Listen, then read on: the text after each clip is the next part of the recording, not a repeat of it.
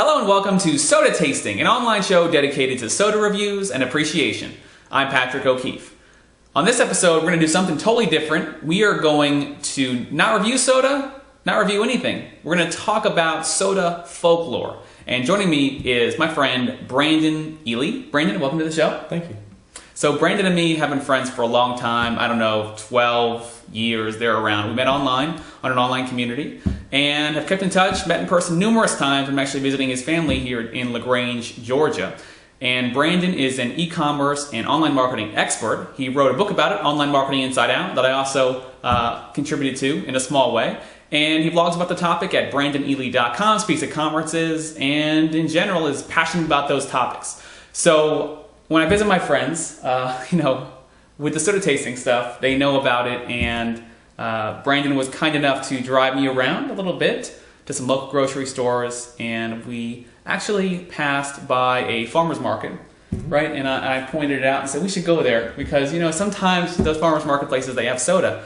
And that's where we bought what we're going to talk about today. And before we get into that, so we're in the South, obviously, LaGrange, Georgia. And we're going to talk about kind of, like I said, not a review, but kind of folklore, MoonPie and RC Cola. And I was asking you, what about soda is related to you or your childhood, or what do you remember? And you brought this up, and why is that? Well, as long as I can remember, when it comes to any kind of pairings or anything about soda in general, RC Cola and a MoonPie just kind of seem to go together. You always hear people talk about it, and I seem to remember some kind of a song about it. So it always seemed like, they kind of went together. And I remember having RC Cola and a MoonPie when I was a child together. I never knew why that they were paired together. But it just seemed like something that was meant to go together, kind of like peanut butter and jelly or something like that. Yeah, and I don't know if I've ever heard of that before. I don't know if I did and forgot, but I can't recall. So you bringing that up made me look into it. And it's definitely a Southern thing, and that's part of what's fun about the show is when I visit different areas, different regions, you see all different things, different sodas, different ways to consume soda, different combinations. And MoonPie and RC Cola seems to be a popular one, at least in the South. So we got MoonPies here, MoonPie Double Decker, and we have RC Cola with sugar and high fructose corn syrup. It's actually got both in it. And so we found both of these at the LaGrange Farmers Market. And I want to talk about this folklore a little bit here. So MoonPie is from Chattanooga Bakery. It's the company behind it. RC Cola is from Dr Pepper Snapple Group. Obviously that wasn't always, but through the consolidation of brands, it is now RC Cola. Generally, it's produced with high fructose corn syrup. Again, this is sugar and high fructose corn syrup. Together, sugar is a higher ingredient. Now, as far as this MoonPie and RC Cola thing, I did a little research online. Here's what I came up with. So in the southern United States, this is a really well-known combination. No one's quite sure how it started, though. And according to the MoonPie website, it was in the 1930s when the duo was paired as the quote-unquote working man's lunch. And, today in our more health-conscious age, we look at a bottle of RC Cola and a MoonPie and say, that's not really a very healthy lunch. But how it came about was, from what I've read, that workers could purchase a MoonPie and a 10-ounce RC Cola for a nickel each.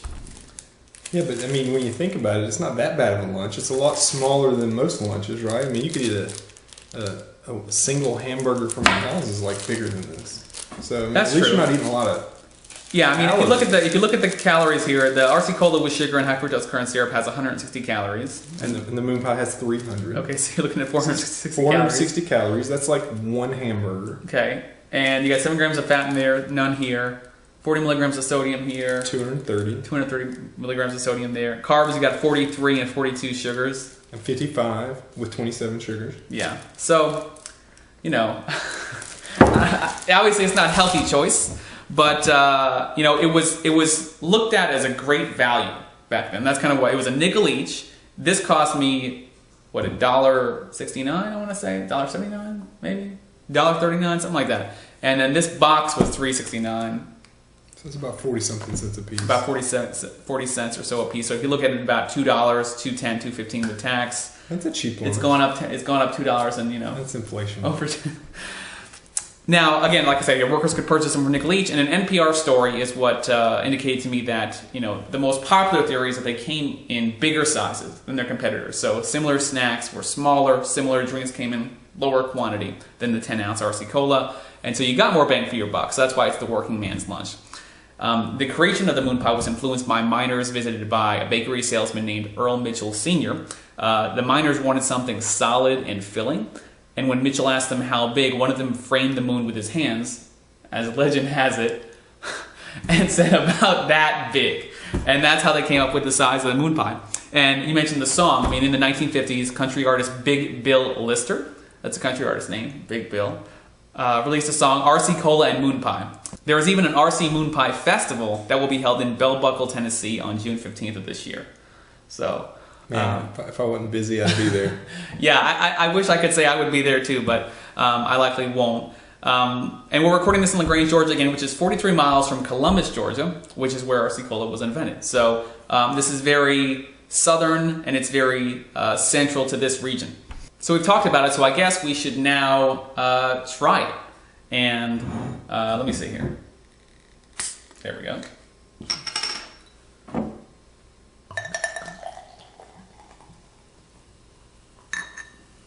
Some RC Cola there. There you go.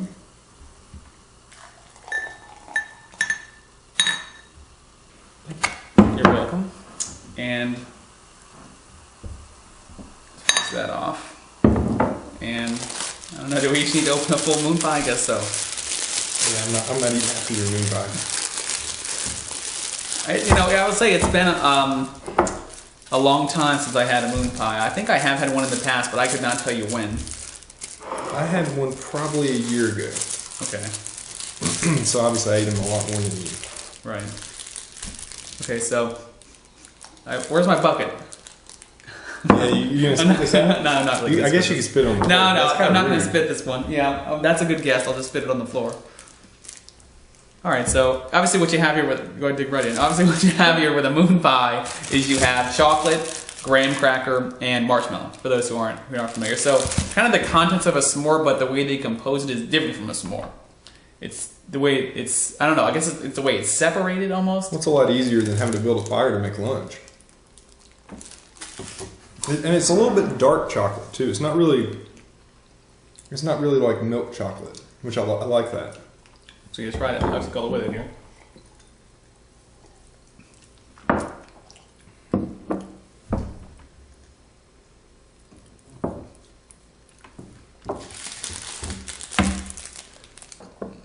So I'm trying to get a sense of like the combination here. If I feel it really complements, they really complement each other well. I will say that, when I have eaten chocolate,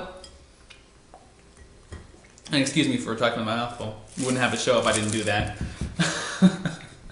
But it's almost when I have chocolate, I never associate. It feels like the taste of soda in general, I don't like to have while I'm also eating chocolate. I don't know why that is. I don't know though. I think they complement each other in that the soda kind of washes away the taste of the heavy marshmallow chocolate kind of combination. So it's a little bit refreshing that, maybe it cleans your palate or something. Or maybe it's just that it was a cheap lunch.